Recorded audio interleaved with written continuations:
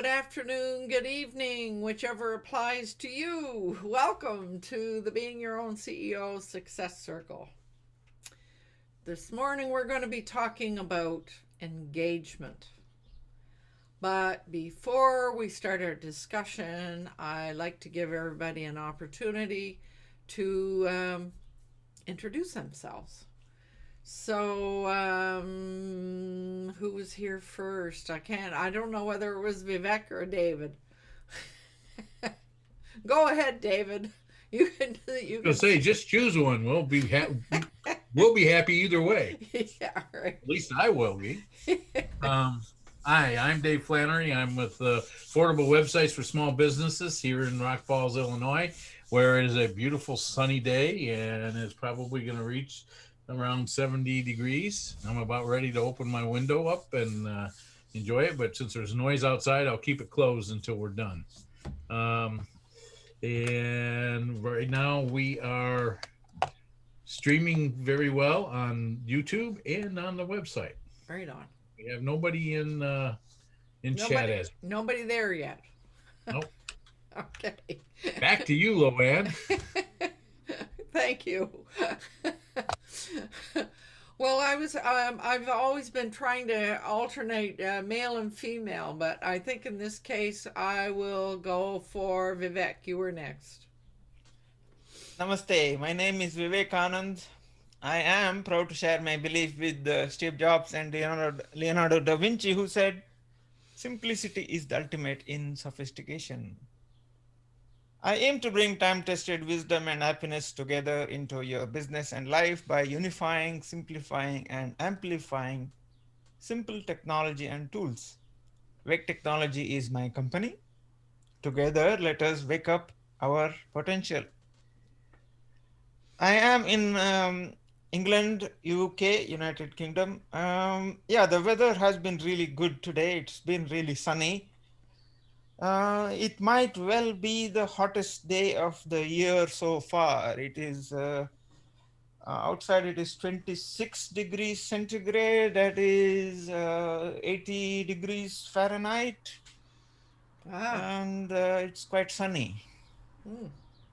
Right on.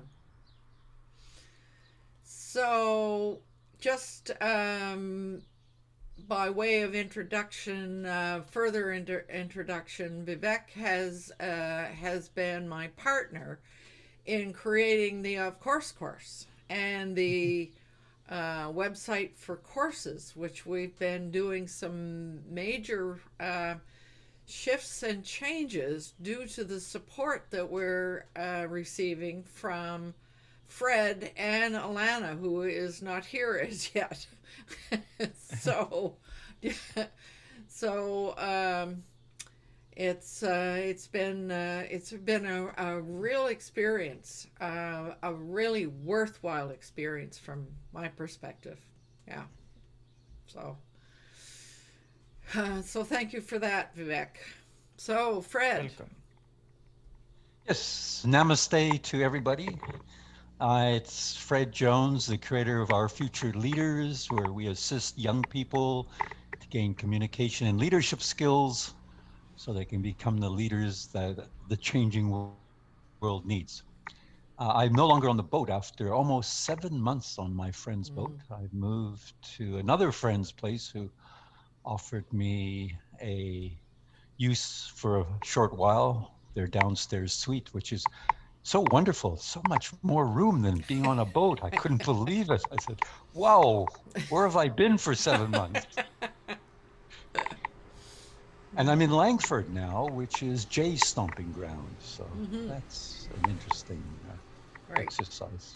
So, and it's going to be about 21 degrees today, or maybe even 23 here. Yeah. So it's supposed to get warm. Yeah. It's about 19 at the moment. It's a lovely day already, isn't it? Yeah. In Victoria. Right. And I just want to mention to everyone that Sarah, who has been with us quite a bit over the last while, messaged me a couple of days ago and said her meeting that usually happens on Wednesday has been changed to Tuesday. So said but she predicted that it would get changed again. So we'll see what happens. So we'll miss having Sarah with us this morning. So my name is LowellAnn, and I like helping people navigate their third age, especially when they want to do some online things, such as have an online business. And so you can find me, as you can see up above, in the beingyourown.ceo.com or LowellAnn.com. So this morning we want to spend a bit of time talking about engagement, and I really I was sort of regretted the title I chose. The title says about engagement, but what I really wanted to talk about was how to start up a conversation with a prospect that you've never met before. And it seems to be important to actually explore what is engagement, what is it, and how does it work, because it is a term that is used a great deal on especially in the online and business world. So anybody want to venture a definition of engagement? You had one yesterday, Vivek, that sort of made me laugh.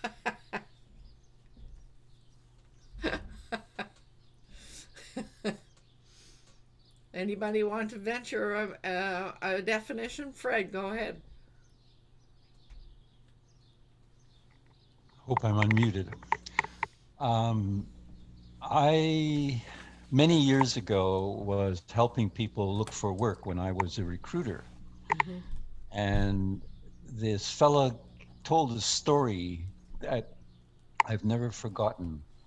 He said, when you're going to meet a prospective employer and you want to introduce yourself, you do use what he calls the beautiful baby syndrome. Everybody thinks that their baby is the most beautiful baby in the world. So if you met parents and you said to them, "Oh, what a beautiful baby," you're already on their side. They're with you. They say, "Wow, we think our baby's beautiful. He or she thinks our baby's beautiful." You've opened up the door. Mm. So you don't walk into a prospective employee and say, "Oh, you have a beautiful baby." What you do is a little bit of homework about their company, and you say, "Oh, I see your company. I'm doing well in this," or "I'm really impressed by that," because they're hopefully enamored with their company, and you've told them that you're enamored with their company, so you've opened the door and you've got it. So it's the beautiful baby syndrome. I've never, ever forgotten that. And that is a way to engage people and get them on your side, something that you compliment. I've heard the other thing is, "Oh, what a wonderful shirt you have, that orange shirt that you have today. I know why you're wearing it, and I really appreciate the fact that you're wearing an orange shirt today." And that gets you're on their side. So Thank that's you. engagement, I think, is a technique that is very worthwhile remembering. The beautiful baby is how I remember it. That's I was in the employment business for a long time as well, Fred, and I never did hear that term. So that's cool. Any other definitions? I know that my definition in my own head is making an emotional connection with somebody. And I mean, emotional means a personal, a one-to-one, with that person as a person. Yeah. So David. Well, Merriam-Webster has it as an arrangement to meet or presented at a specific time or place. I don't think that's what we're looking for. No. A pledge. And the next one is an emotional involvement or commitment. So you're right. It's very good. Yeah. And Vivek, now you gotta talk about it. Share yours, because we had such a giggle over it. Uh,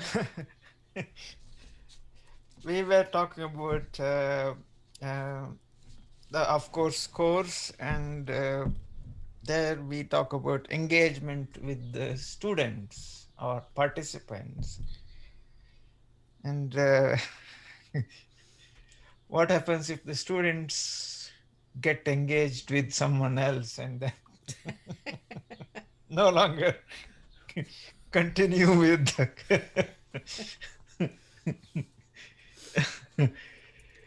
So there's for us, there's no ring involved.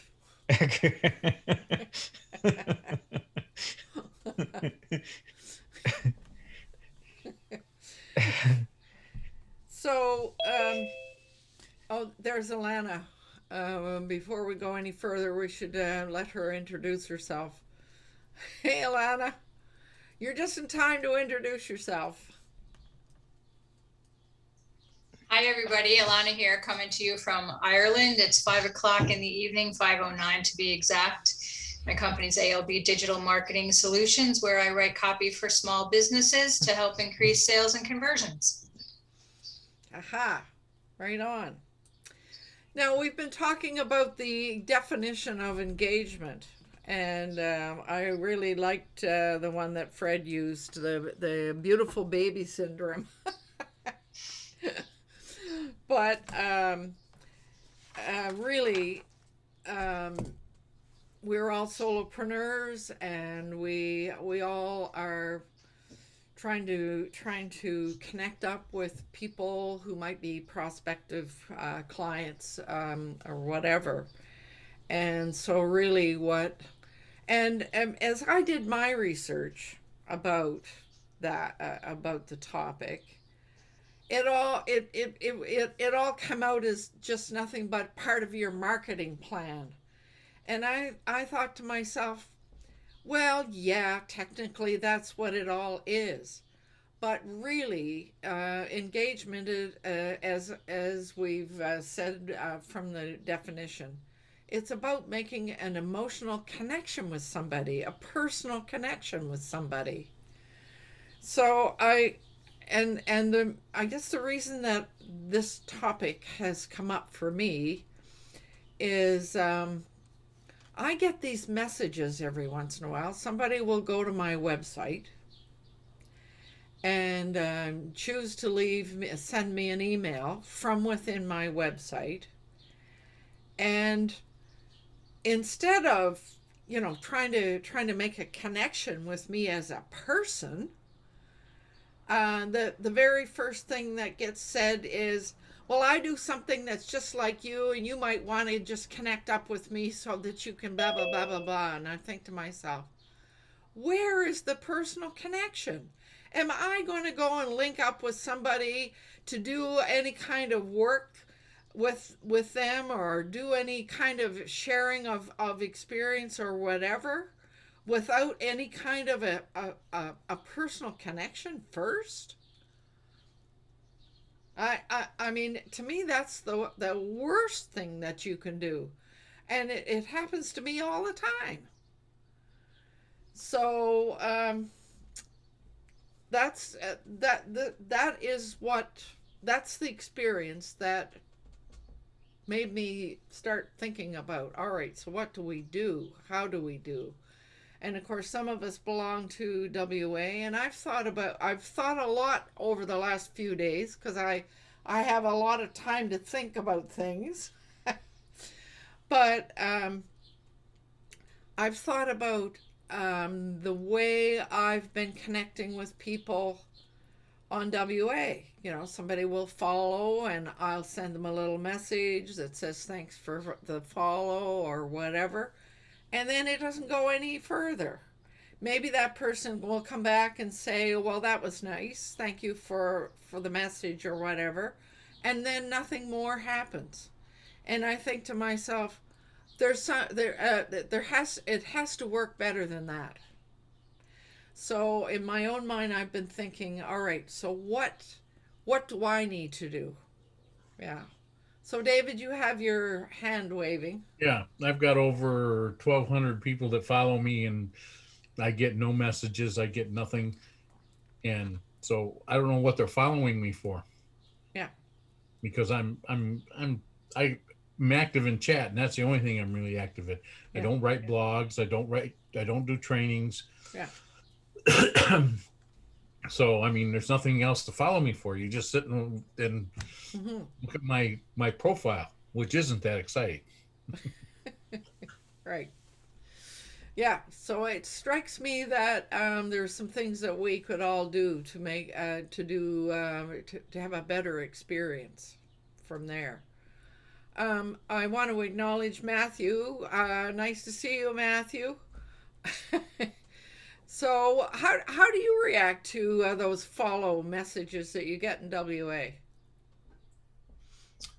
Well, I'm pretty new to WA, so I haven't had a lot of expectation on the reciprocity.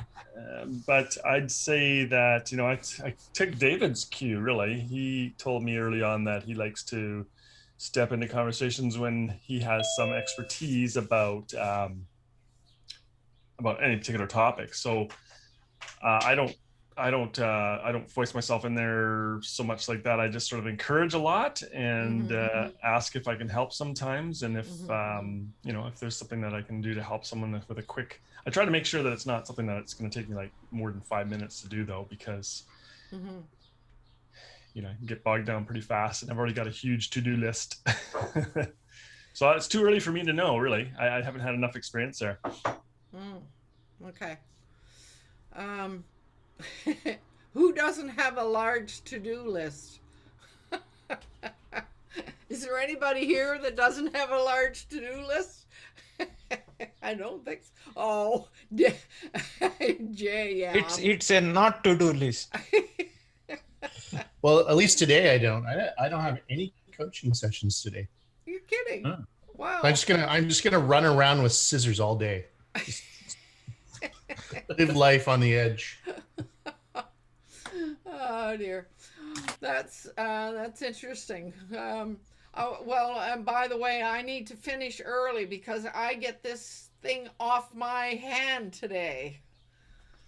So I'm hopefully after that happens, I'll be able to make better headway with my to-do list. Oh dear. So Well, if you don't have anything to do, I can give you some stuff to do. yeah. Jay, I mean we could all give you a few things if you're pining for something to do. Hey, listen, swipe your credit card when you're ready, and you'll be. I'm booking today, Jay. Sounds like a good day to start. That's it.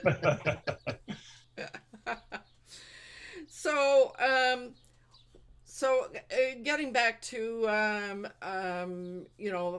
experience, my experience of people wanting to connect without making some kind of a personal connection first.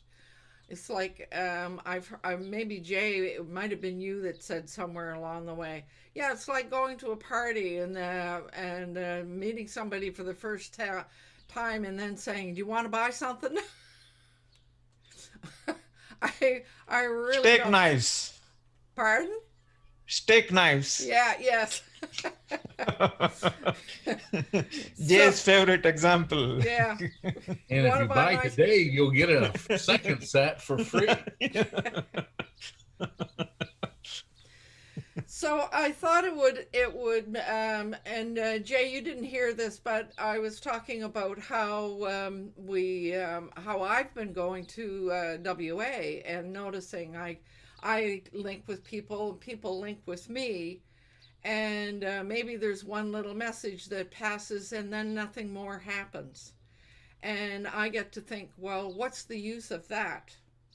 Unless all of us can do something in a way to make some personal connections. What's even the point of following if nothing else happens? So And I also just wanted to also reiterate that yes, you can do stuff online that's talking about your marketing plan. That's not what I'm talking about here. I'm talking about making connections with people who may or may not be prospects in the future. What is a good way? What's the best way to do that? So anybody have any thoughts about that? I have a few thoughts, but I wonder if anybody else has any thoughts about that. What do you do first when you want to make a connection with somebody? I'm happy to jump in.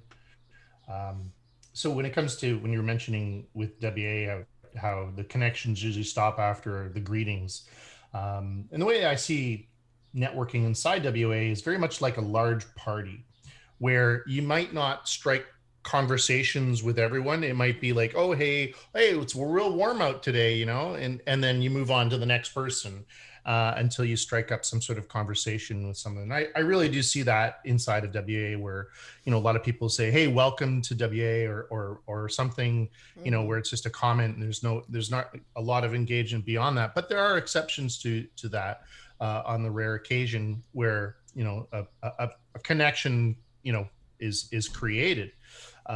So, you know, very similar to how, you know, Dave is here, Alana is here, you know, yourself, like you and I, LowellAnn, met at Host. Host. Yeah. Same with Fred. You know, so, you know, and it all started with just a conversation, you know, with Dave and Alana. It was online with LowellAnn. It was in person, and same with Fred.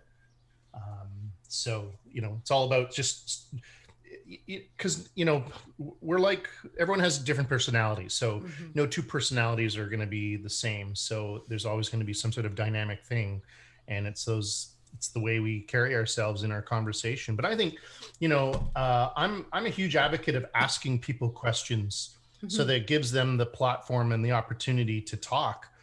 And just like how LowellAnn said, hey, does anyone want to chime in? It's like, oh, I do, you know. So a guy who has an opinion about everything. So but you know, that's really what it's about is starting a conversation and asking questions, you know. So, but for myself, I mean, I can talk to myself and by myself for an entire hour, which I do every Friday. So it's you know, I can have a conversation with myself without any issues, but that's just because I've been doing that for, you know, 10 years. So I have experienced that. And also before that, I was doing radio, you know, so you learn these little tricks of the trade.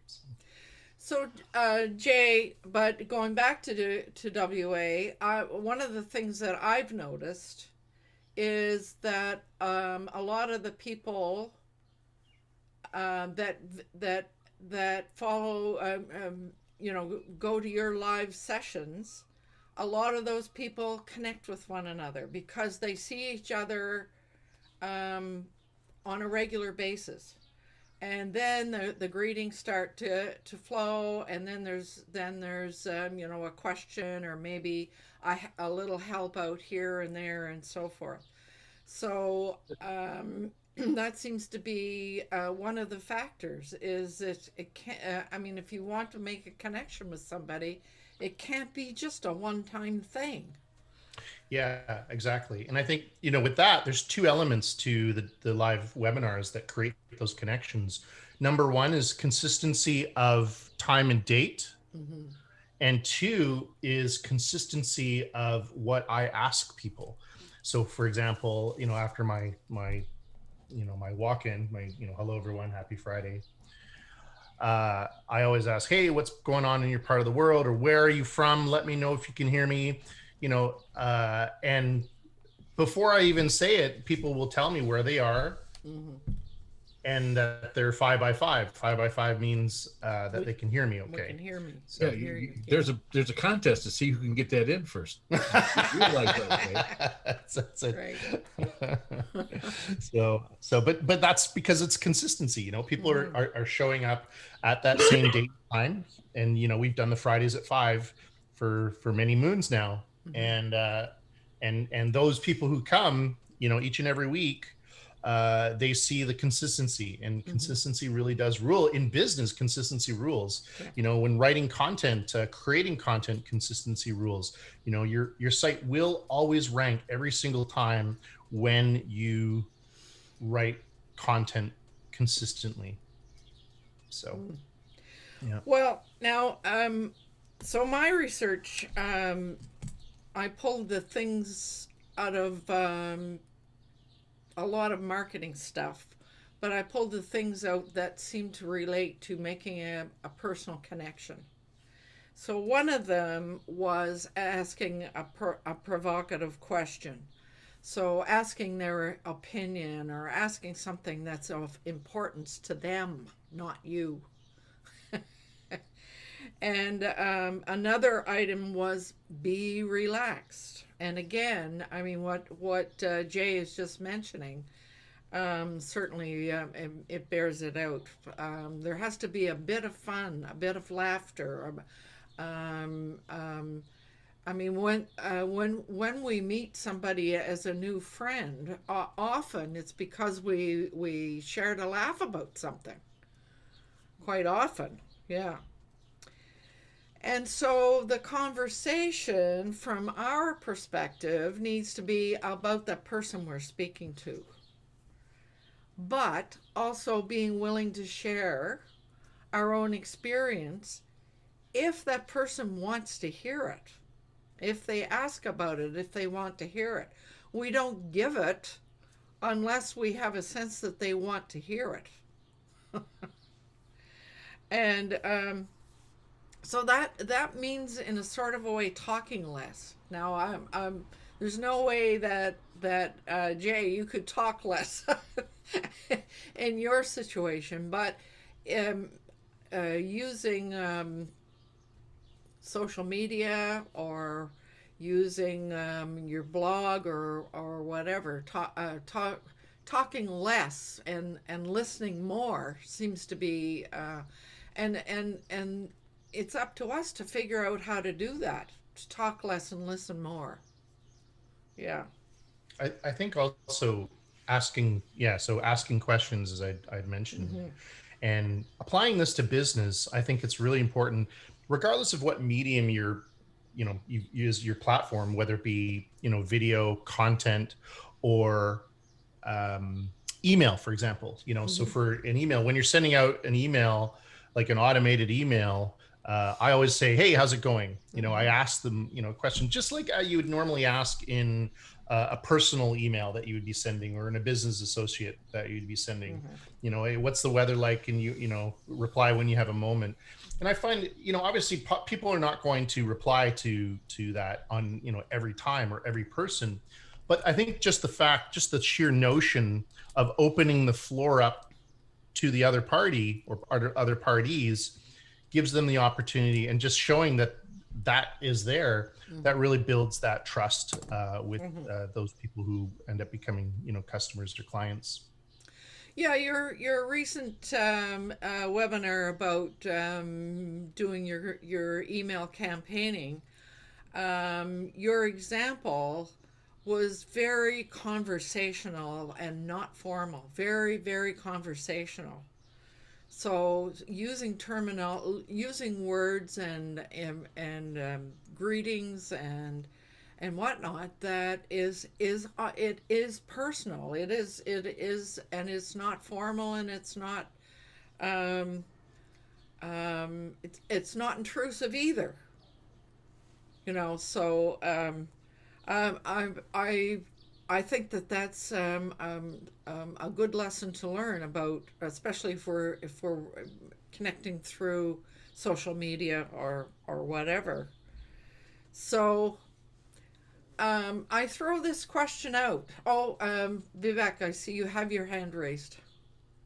Yeah, I was watching the other day a short snippet by Simon Sinek, where he says, you can be the stupidest person in the room and ask stupidest question, that would put the other person in a situation where he or she would try to tell you something and tell all about themselves. So by being, or at least pretending to be, an idiot in the room gets the other person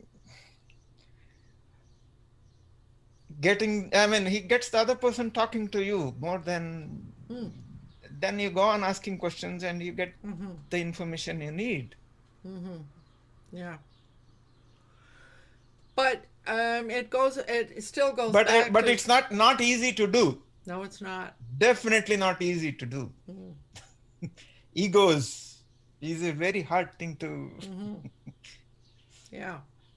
So if you were at a local networking event face to face, how would you make a connection with somebody? Quite often, when you visit something like that, you might ask, how do you react to the speaker or something that the speaker said, or ask about your experience with this group, or I mean, but it is starting off with a question, isn't it?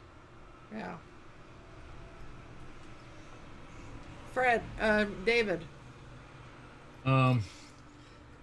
I when I go to some place where we're all like a word camp where everybody's meeting about WordPress, my first opening line is, well, what do you do? Do you make websites, or are you designer or whatever? And ask that question, and that seems to get the conversation going, because everybody loves to brag about their stuff. Yes.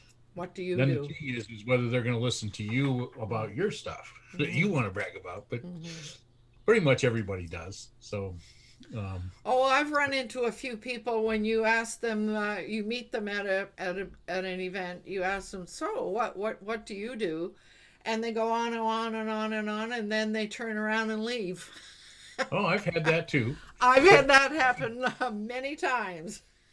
But at least at WordCamp and a lot of the ones that I've been to, probably 70%, 80% listen to me enough to hear what I've done, or, but there's that 25% that just walk away. Yeah. And you can tell when they first start the business card on conversation, you and walk away. most of them you can tell right away when they're going to walk away. You don't have to worry about getting your answer ready. Right. Matthew, I see you waving. Yeah, hello. I think it's also worth noting that a lot of people are like us. And so, we go into a room and we all want to find out more about the other person, right? So what I once said in a networking thing, when you walk into a room, it's not about, here I am. It's about, wow, here you are, right? And so I think people also, I think we need to acknowledge that people also want to hear from us about what we do.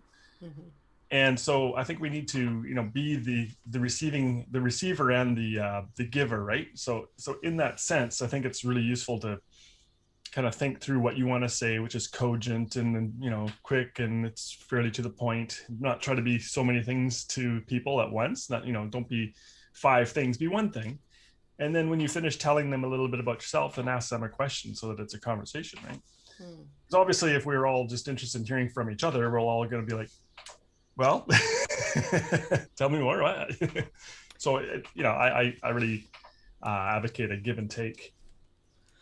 Well, and Matthew and I have been to a number of common things, and one of the regular items on the agenda of those networking meetings are to ask people to stand and say something about themselves, which is what we try to do here in this Success Circle. Give everybody a chance to say something about themselves so that others know, and others feel comfortable. But I'm not sure that I would meet somebody for the first time one-on-one and start saying, this is what I do. I'm not sure I would ever do that. Does anybody else? How do you feel about that? No. I think I would start off with nice to meet you, and what are you enjoying the meeting or something like that, and then maybe ask them what they do. But I would not start off by saying this is who I am. No. Yeah. So, any other, Fred? I'm thinking about you and your international group that you get together with, etc., etc. So you must encounter people that you've not met before. How do you get that engagement going? Other than smiling as though they're they're a baby. Well, it's a very organized group, and anybody who's been to Toastmasters would relate to what happens at Agora. And we always ask them to introduce themselves, say a little bit about why they're there, and then they do have an opportunity to comment. And they often say, "Hey, we felt very welcome." Mm-hmm. Always acknowledge that they're there, even during the meeting, and not ignore them. And if they want to get involved, offer them an opportunity. If they don't feel comfortable, then they don't have to. Mm.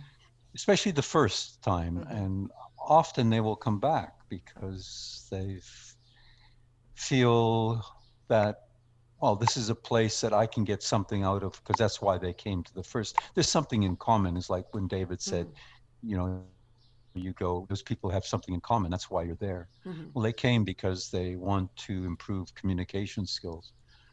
All I can say is you've hit a lot of buttons today already. Listening and asking questions is so much more important than saying, oh, this is what we do. Mm-hmm. They may have no interest at all in what you do. And only once you realize that, oh, you can help them maybe solve a problem, because that's what it's all about. Mm-hmm. When we're talking about, solopreneurs or anything, is there something, that issue that you can help them with?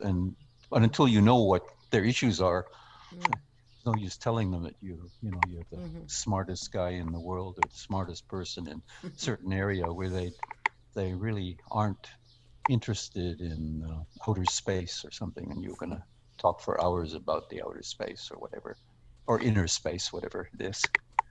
So I think it's just good communication skills. A lot of things have been said about asking questions. What Jay said is key. And then, of course, listening. It's all right to ask questions, but if you don't listen, deep listening or active listening is a skill to learn in all cases. Mm-hmm.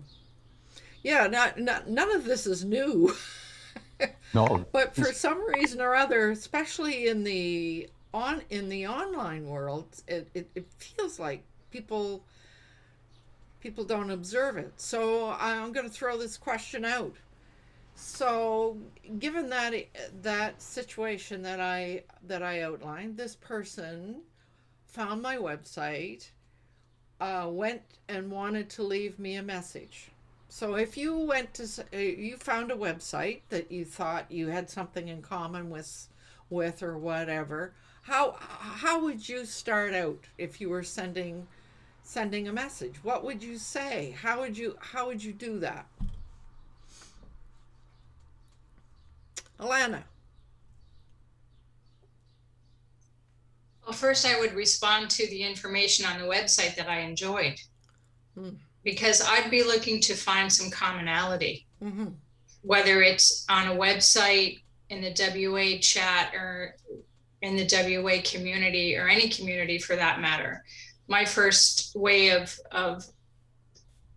networking would be to find some common ground, something that we have in common. Like when I was in WA and I was in chat, I'd find people who were living in the States, or we'd been to the same place one time or another, or we had something in common, whether it was, living in Connecticut or going on vacation somewhere or something like that. But those are the things that I would remember about someone. So like from a networking point of view, I wouldn't be as interested in what somebody does as trying to find some personal commonality. And that's how I'd respond to a website, is I would respond to whatever it was I read that I really liked. And I'd say, you know, I really can connect with this article that you read because this happened to me and blah, blah, blah. And I would start the conversation that way. Rather than link to my site. Yeah, I know. I get plenty of those as well, and I can tell by the first. Doesn't it drive you nuts? It just drives. By the first 100 words, what's going to happen? Yeah. And, you know, after I read the first few words, the first few sentences, I know it's a sales pitch, and I'm moving on. Yeah. It's really annoying, isn't it? Yeah. Matthew, you were waving? I'm a bit of a contrarian in some of these things. I really appreciate brevity in business. And so when a salesperson calls me, and I get them all the time, and they ask, how are you doing? What the hell do you care? Why would you care? Get to the point. You know, you're making a call or you're connecting with me. Until I have a reason to have a relationship with the person, not to say, I don't disagree with you, Alana, but I try to go for brevity all the time, because otherwise I've been the guy who's bogged other people down with a long dissertation about something that they may or may not be interested in. But when it comes to business, it's got to be, you know, fast. I think for me, the follow-up is really where the relationship starts to grow. And one of the best examples was from a local real estate agent named Rick Hugendorn here in Victoria. He took the time to write, like I've used Send Out Cards, which is a great program, but he took the time to write a handwritten note, which is so rare now. And, you know, he like reaffirmed our friendship. And that's one of the only letters, or one of the only cards that I've kept, because it's so different. It's so personal and unique, talking about things that we care about. But yeah, I know when I first start with a business relationship, sometimes it's got to be just, okay, what is it that, you know, if you're a salesperson, what is it that you're offering? And if I'm interested, I'll talk to you. If not, I'll, you know, but I don't want to tell a salesperson that I don't know how I am or anything really about me. Just don't want to. So that's I don't know how you guys feel about that. That's a telephone call, a marketing telephone call. Yeah. Yeah, because those we all react to those because they're intrusive and take up our time. Yeah. So Alana, I like your idea though, in with that scenario that I outlined, saying pointing up or saying something that you relate about what you read that you related to. Well, it's all about trust for me as well. I mean, if I'm going to work with somebody, I want to know that I can trust them. So I need to have some common ground, you know, whether it's personal or professional. You know, like everybody here, I've worked with everybody here, and it's all started as a personal connection through this call each week, you know. So, you know, it's a trust thing for me. And so that's how I approach it. Well, I think it's a trust thing for everybody.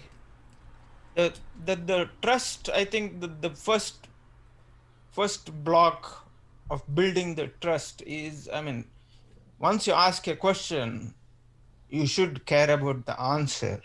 Yes. Yes. I mean, if you are in an in-person meeting, for example, if you ask a question, probably it would help if you start making notes so that they know, oh, yes, he's writing down what I'm saying. So that does. I can't. Oh, wait now. Is there a place you can see it? No. No. Well, that's what I'm doing. So when you ask a question and they are answering, unless you show a genuine interest in what they are saying, they're not going to go on further, and they might even cut off their spiel halfway through. Mm-hmm. Right. Yeah. So sometimes it does happen. Sometimes you might find that what they are doing is completely out of.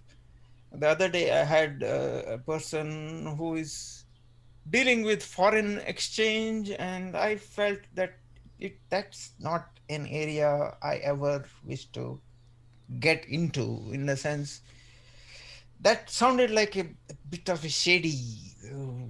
I didn't want to get into that, and so Yeah. so that I said yeah, not really. Probably it came across, and then yeah, that was that. So there was nothing in common. Yeah. So I have a further question. So so in that situation, and it's similar to some of the things that we've all received, do you respond in any way? Does anybody respond in any way, or do you just ignore it and move on? If they have shown, I mean, like what Alana was saying, if they respond by saying, I read this page on your website and this, and if the initial communication shows that they have actually gone through the website and whatever, they have understood what it is or things like that, if they show some genuine interest, then yes. If they just intention is to pretend to be interested and then throw me their link or website or whatever, then no, I just hit delete. That's it. Yeah. Anybody else have any reactions? Do you other than delete, Alana? Well, I kind of feel guilty sometimes because I have been contacted in the past by people who send me a drip feed, I think it is. So they'll send me one and say, we'd really like to connect, and my article links up nicely with your article. If you want to place a link, contact me, blah, blah. Then a week later, I'll get another follow-up drip mail. Mm-hmm. And that's did you get my mail from last week? And then the week after that, I'll get the third one and it'll say, okay, this is my last time. And sometimes I feel guilty about not contacting that person and say, listen, I really don't want your link on my page. So usually I just hit delete. And I do feel guilty about that. Yeah. So just a little information, that is it's a backlinking technique, and for backlink reach out, and all of those emails are automated. So they're not manually writing them. It's like search and replace. So it's a robot. So don't feel bad that you're letting down a robot. I feel better already. I'm glad. Thank you. Well, and the other saved me a lot of anxiety. And the other thing is that if you're using Gmail, you can just say it's spam, and you'll never receive it again. Although I have to say, sometimes I just delete and not do the spam thing because I don't want to impact on somebody else's business. David. I mean, they go right into the block sender. They go into spam and block sender. If I didn't solicit the email, 99% of the time, unless they've got something that I want, I'm blocking anymore. I've just gotten to the point where you're just emailing me out of the clear blue sky. I have no idea how you got my email. Hint, they probably bought it somewhere. Yeah. And I block them. Yeah. Well, and those emails are you're right. I mean that is a slightly different scenario than the one that I put out. The ones I'm talking about, they have gone to my website and chosen to send me a message from within my website. Yeah. Yeah. But if they are not really shown any genuine interest No, in, it's if they annoying. haven't really gone through your No. website and read the content, and Yeah. unless they show that, it's it still is probably a robot. Well, possibly, but I don't know how a robot would go onto my website. Mm. I don't know. Anyway, Or at least they are behaving like a robot. yes, yes. Just if you go to hunter.io, it's a tool to gather email addresses from websites. Oh, really? Mm-hmm. Well, thank you for Or- letting us know. Yeah, or there's another one for social media. It's called ninjaoutreach.com. Oh, yes. Ninja Outreach. Ninja. Ninja. Yeah. Yeah, Outreach. Okay. All right. So I think we've covered a lot of ground here. Unless anybody has something further about the art of engagement. Matthew? Well, I'm a marketer, so it's interesting in that it's great to hear you guys' reactions to these kinds of messages, because my experience has been that if I start with a short, straight to the point, this is what I am and this is what I'm doing and this is why I'm reaching out to you, then it's just a matter of it's just a numbers game, really. And the real engagement doesn't really start until the real engagement doesn't really start until after I connect with them or after they actually show interest, because before that point, from a marketing perspective, they're only interested in what I have to offer. That's it. They don't care about me. And so that's sort of how I come into this conversation. So it's really great to hear all of your guys' input on this as well. Well, but to my mind, they need to know what my pain is, or I need to know what their pain is. So how do we find that out? We can make lots of assumptions, but to my mind, finding the common ground is, as Lana says, is the more important place. Yeah. And I just wanted to mention that that's one of the things that people are drawn to when they visit somebody's website. Like, I had a conversation today with someone who was talking about starting a website, and I said, well, you have to be the face of that website. I know how shy you are, but you're going to have to be the face of that website. And this person wanted nothing to do with that. Well, can't I just start this website and just, put up this, that, and the other and not have my face on it? And I was like, well, you need to have something personal on there for someone to connect with you. And that's where I'm coming from with that. So even at the base level of websites, people are drawn to websites that they can find a connection with, some kind of commonality. So I don't think this person's going to be doing a website anytime soon. I guess that's where the phrase faceless corporation comes from. Yeah. A corporation which has no face. Yeah. It's a very derogatory term, but Yes. Well, so there has to be a connection. We know that. Okay. All right. So, Fred, would you like to have the last word today, or would you like to pass it on to somebody? Yeah. What's your feeling? I think you've hit a lot of buttons, and I'd like to try and put those buttons in a row, if I may. Thank you.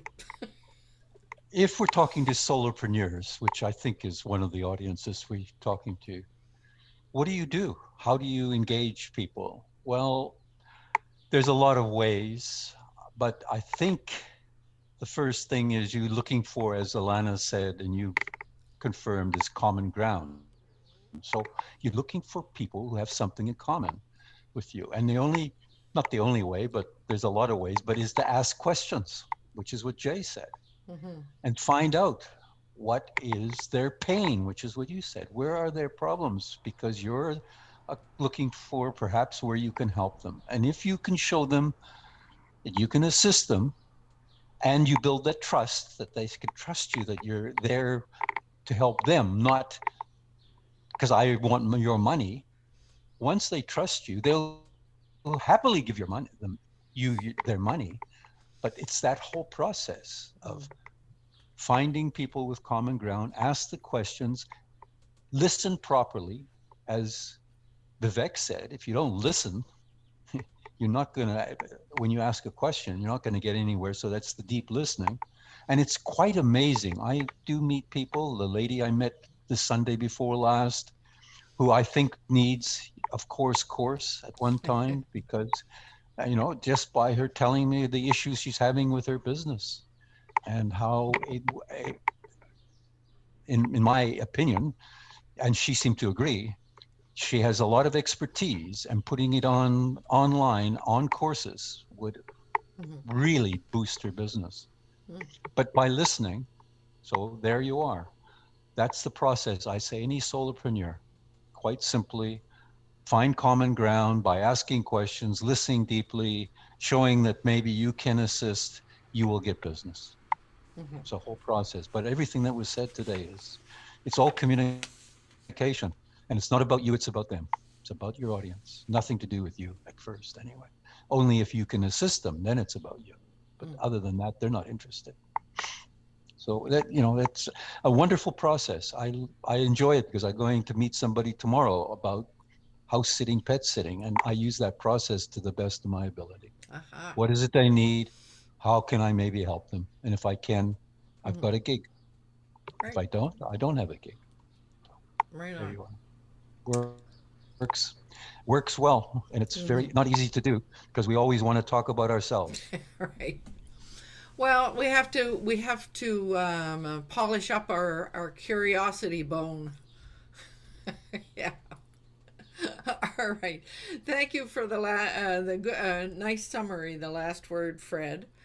And so I think it's time for me to say it's important to do what you love with passion, and to tell you that next week we're going to talk about getting started with contentbot.ai.